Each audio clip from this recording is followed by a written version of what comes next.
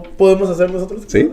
Oye, bien, pues bueno, en el otro tema que tiene que ver con en las escuelas, ¿no? Una pregunta que le hace Ciudad Capital al secretario de Educación sobre, pues, cuánto, pues, que se siguen cobrando, ¿no? Pero el problema es que no es que se cobren, porque uno sabe como padre y madre de familia cuántos recursos es el que debe dar o puede dar. El problema, Villa, es directamente el que se condicione ya sea la boleta cuando dan de fin de año, pero en este caso se condicionan las inscripciones. Ahí es el problema, Jorge, precisamente, porque se ha tratado de ocultar una realidad que lo sobrepasa, ¿no? Porque es cierto, se está cobrando, pero no solo se está cobrando. En algunos planteles educativos de todas las instituciones de media superior se está condicionando, se está presionando a los padres de familia a que realicen los pagos correspondientes por el semestre. Particularmente este ciclo, hubo incrementos reconocidos por el propio sistema educativo estatal, por los propios subsistemas. ¿Y qué es lo que ocurre? Obviamente los van a resentir. Y además de que resienten estos aportaciones, que no son más que una cuestión obligatoria, te incrementan y aparte te hacen nuevos cobros, ¿no? Y yo siempre lo he reclamado, lo he comentado. Hay muchas cuestiones que tienen los profes, los maestros, por ejemplo en Covach, donde tienen un cierto tipo de prestaciones que no tienen razón ni sentido de ser. Sí. Como el hecho, por ejemplo, de que las papelerías sean dirigidas por los maestros y que en un área pública los maestros estén vendiendo sus propias copias, aunque es algo muy pequeño, pero ellos son los que... porque al final es dinero para ellos y las cafeterías son para los administrativos. Sí. Entonces, pero todo se toma de una infraestructura pública, de un inmueble público, donde quien tendría que generar ganancias para precisamente mejorar el plantel es el Covach, es el CECITE, son los subsistemas. No para beneficiar a los docentes, ¿no? Pero además, a ver, Villa, si ya hay un recurso que se destina en infraestructura, que es federal, ¿cómo por qué tendrían que dar dinero los padres y madres de familia? Por ejemplo, para arreglar un aire acondicionado. Si ya hay un recurso que es el dinero que, si bien es cierto, el 70% del presupuesto de educación va directamente a nómina, pero si ya hay un dinero que se destina para el mantenimiento de las escuelas, como por qué un padre o madre de familia tendrá que dar conitos y dinero para un garrafón de agua. O sea, eso es lo que no se logra entender. O para, como dicen, la papelería. O sea, sí hay cosas que no logra entender, más aún cuando, si bien también es cierto, en muchas escuelas es mucho el gasto en el mantenimiento de una misma, pero lo tendría que absorber el Estado. Sí. No tendría que ser... Y además eso, agradecerle a Osuna Millán, ¿no? La mala planeación de hacer gratuita la educación, porque fue más un tema político, mediático, que una proyección hacia el beneficio de los bajacalifornianos. Pero escuchemos qué fue lo que nos dijo Gerardo Solís, secretario de Educación, al respecto. Aquella familia que se sienta, que le menciona la palabra obligada, pues decirle que no hay una parte obligada de pagar una cuota. Todas las cuotas son voluntarias, son de recuperación, que se necesitan, por supuesto que se necesitan, ¿no? Esto estamos sacando adelante la educación, padres de familia, gobierno, maestros, todos queremos que nuestros hijos estén bien. Si hay una cuota que no puedan pagar, no deben de pagar, o sea, deben de acudir al director y decir, me declaro en una incompetencia, por eso hay becas, por eso se los paga a los alumnos de media superior sus becas. Por eso tenemos más de 100 millones de pesos en apoyos educativos, en básica y en media superior. La política del presidente ha sido eso, pues apoyar para que con su misma comunidad pudieran hacer un ejercicio voluntario de alguna cuota, ¿no? Pero no es obligatorio. ¿Pero han detectado? Claro que sí, pues no es detectar, sino todas las escuelas de alguna manera cobran algunas cuotas que están documentadas, tipificadas con los costos que tenemos con el Estado. El Estado tiene un balance de los ingresos que debe recibir por algunas cuestiones de costos, pero nada es obligatorio, ¿no? Entonces, todos los subsistemas, CECITE, Covach, CONALEP, tienen de alguna modalidad una cuota que siempre le denominamos voluntaria.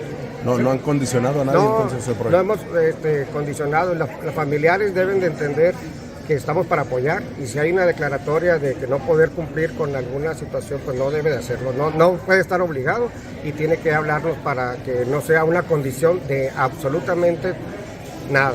Si bien es cierto, no es... Y pues bueno, este es el discurso oficial, este es el comentario oficial del secretario de Educación, Gerardo Solís, quien señala: padres de familia no están obligados a pagarlo, pero ¿qué es lo que está ocurriendo en la realidad de los planteles?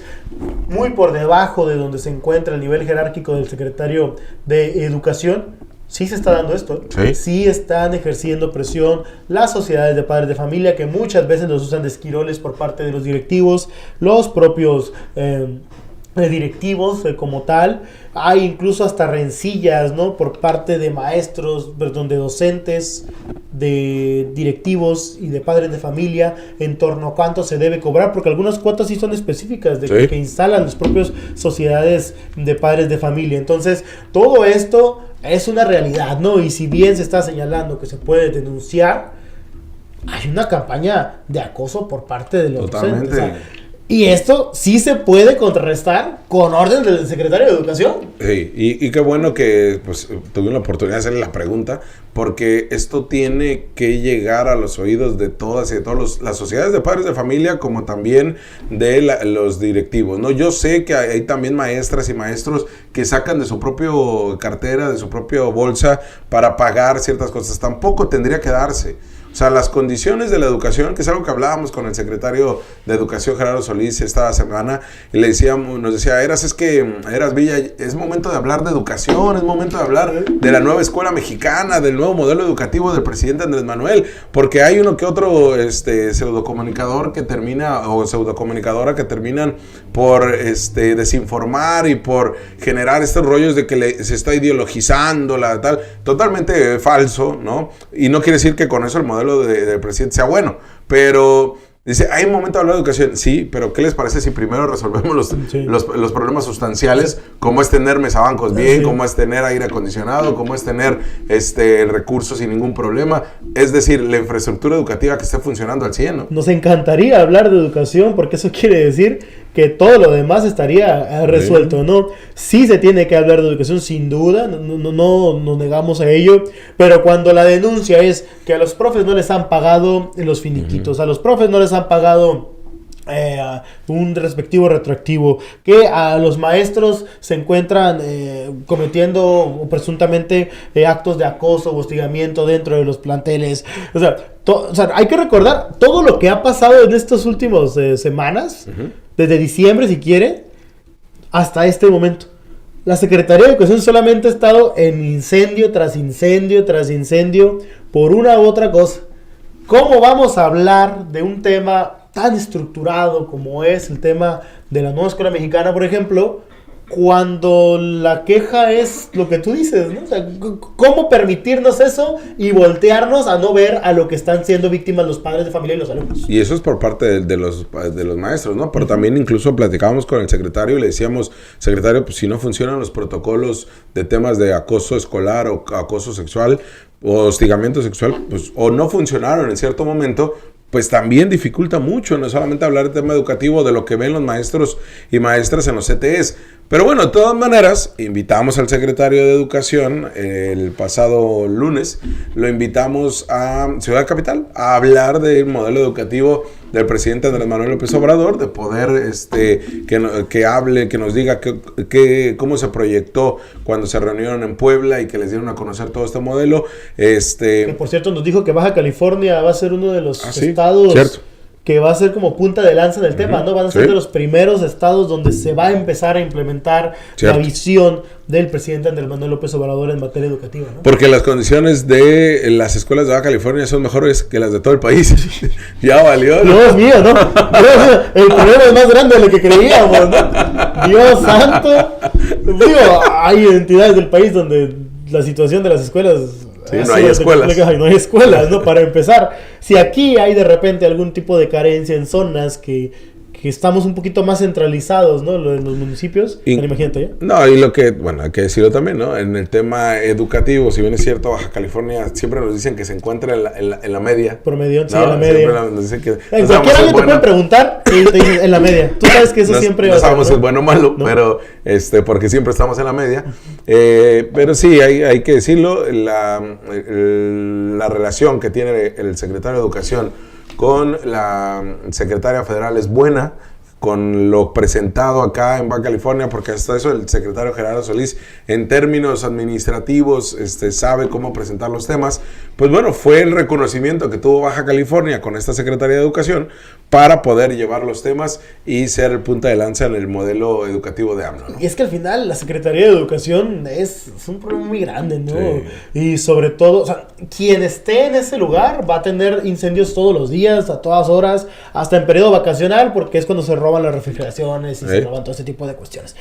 Al final, este cargo es de los más calientes de la administración, independientemente de quién se encuentre, aunado a que es un grillerío ahí entre Catalino Zavala, entre Netza Jauri, entre quien me digas, todo el mundo tiene metidas las manos en esa secretaría. Y es chistoso porque la cantidad de gente que tiene trabajando es increíble en comparación de la ineficiencia que tiene el sistema educativo. Todos chocan entre ellos, están como canicas chocando por todos lados. Y no sabes realmente los cargos, ¿no? ¿Qué representan realmente? De hecho, dicen que ya le van a regresar el nombre a Secretaría de Salud y Bienestar. Educación, perdón. Secretaría de Educación y Bienestar. Secretaría General y Bienestar. Sí. Ya lo de educación no importa, es más político y grillo que otra cosa ahí. Si le sacaran las manos de esta dependencia estatal, tanto Netza como... Bueno, ya Catalino prácticamente lo han ido desplazando. Pero si le quitaran eso, porque todo el mundo quiere meter a su gente, todo quiere meter mano, como si fuera un área no especializada, un área meramente técnica operativa, ¿no? Sí. Y cuando, pues, sabemos